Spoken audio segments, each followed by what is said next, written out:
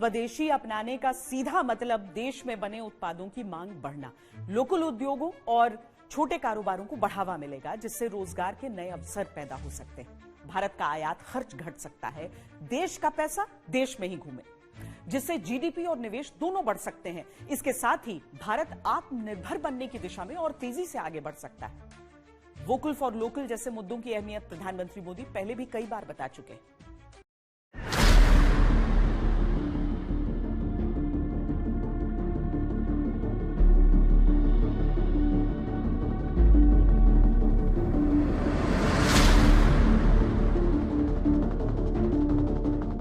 आज देश के सामने ऐसा संकट है जो सीमाओं पर हथियारों से नहीं, बल्कि आम लोगों की जेब और देश के विदेशी मुद्रा भंडार पर लड़ा जा रहा है। मिडिल ईस्ट में जारी भयंकर युद्ध के कारण दुनिया भर की आर्थिक धमनियां चौक हो चुकी हैं। कच्चे तेल की कीमतें $125 प्रति बैरल के पार जाने का खतरा मंडरा रहा है और दुनिया एक बड़ी आर्थिक तबाही की दहलीज पर खड़ी है। ईरान का देखो, एक होता है हॉट वॉर, जो हम इंडियन आर्मी में यूज करते हैं कि हॉट वॉर होता है कि बिल्कुल आपका आपस में लड़ाई हुई है, जो हुई है पीछे।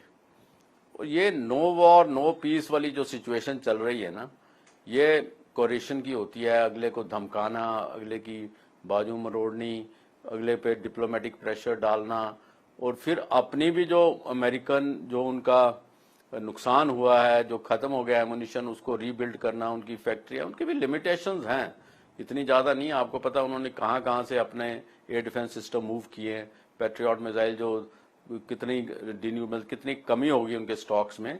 तो मेरे हिसाब से कोई बड़ा इसमें समझौता होने वाला नहीं है। प्रधानमंत्री मोदी ने देश से बचत की कई और अपीलों के साथ स्वदेशी 2.0 की अपील भी की है। एक बार उन्होंने कोरोना संकट के समय स्वदेशी की अपील की थी। अब वैश्विक हालात से उपजी स्थितियों को आपातकाल की दस्तक मानते हुए देश से आर्थिक राष्ट्रहित की बात कही है। स्वदेशी अपनाते हुए देश के डॉलर भंडार को बचाने का मुद्दा उठाया है। आज समय की मांग है कि हम वोकल फॉर लोकल को एक जन आंदोलन बनाएं।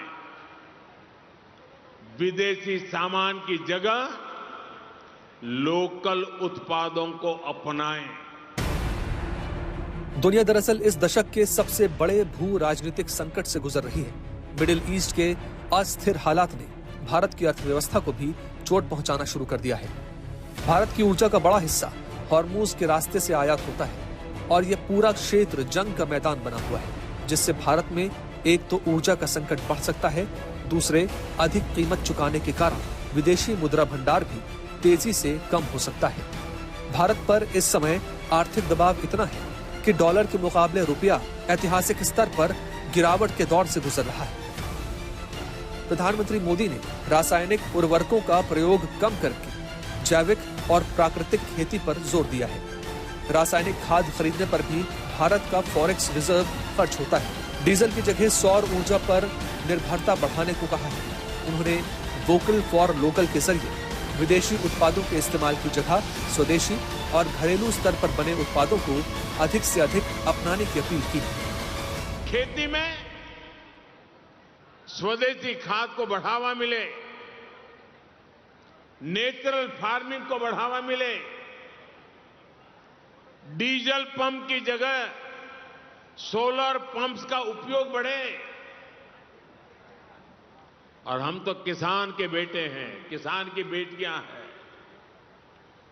हमें अपना खेत सबसे पहले बचाना है, हमें अपनी धरती मां को बचाना है, हमें केमिकल फर्टिलाइजरों से अपनी धरती मां को मारना नहीं चाहिए। युद्ध और उसके बाद उपजते हालात को लेकर दुनिया भर के अर्थशास्त्रियों ने चिंता जताते हुए दुनिया को गहन आर्थिक मंदी की ओर बढ़ने का खतरा जताया है।